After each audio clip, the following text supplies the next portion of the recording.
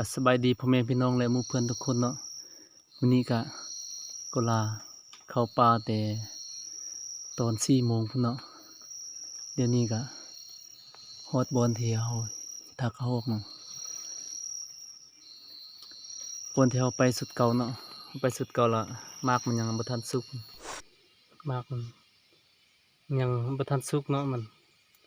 กำลังแก่เนี่ยที่มันกินเลยเฮาไปเบิ่งบอนเฮ็ดซุ่มเนาะเดี๋ยวนี้มากมันสุกเลยให้ทุกคนเบิ่งมาก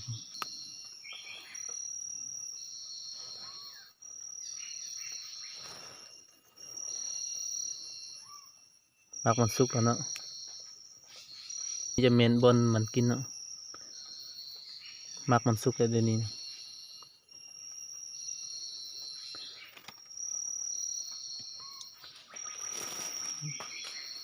บนแถวขึ้นสุดก่อนเนาะบนนี้นะเดี๋ยวนี้มันกำลังแจ้งเนาะเบิ่ง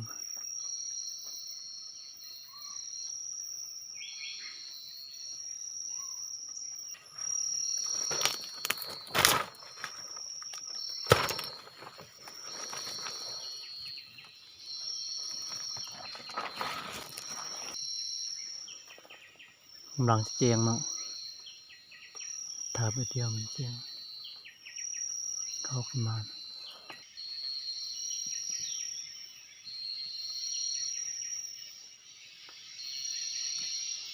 ใกล้จะแจ้งแล้วทุกคน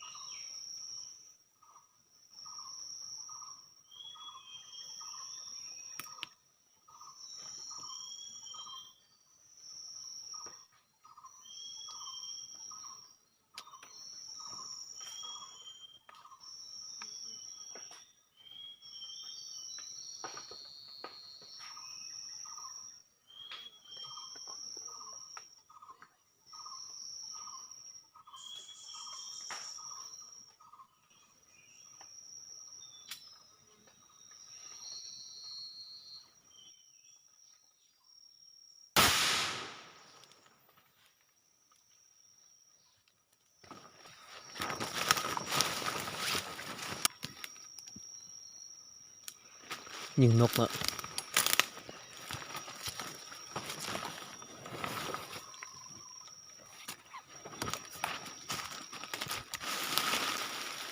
นกเขี้ยวแ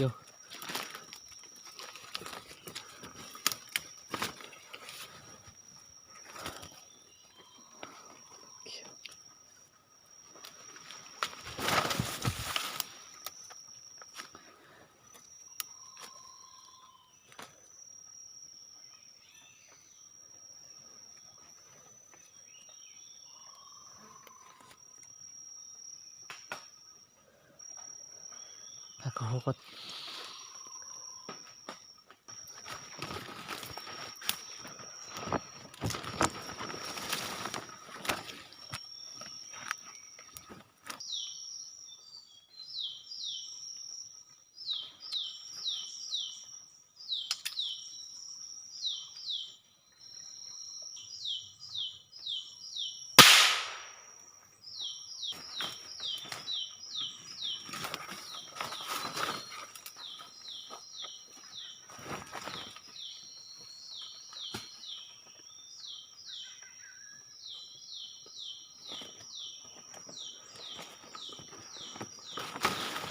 ยิงทีนึง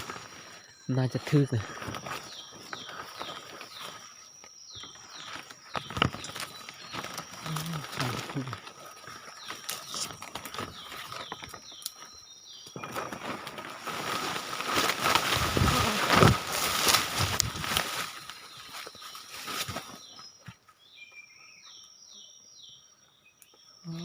ทึกทุกคน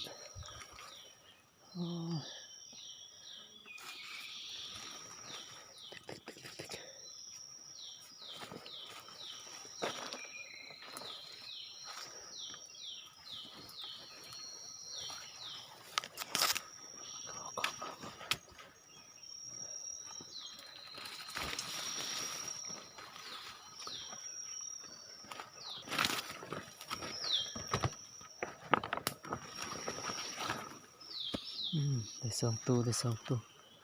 ได้สองตัวได้สองตัว